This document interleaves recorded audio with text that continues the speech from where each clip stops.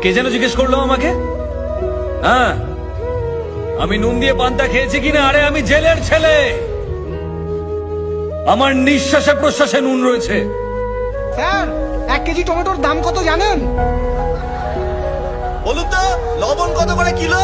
নুন দিয়ে পান্তা ভাত খেয়েছেন?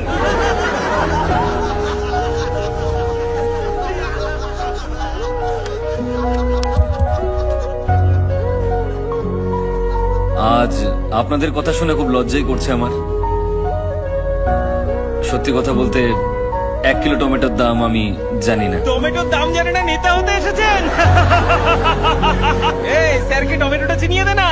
স্যার একবার এই টমেটোটা দেখে নিন। আরে এই এই এই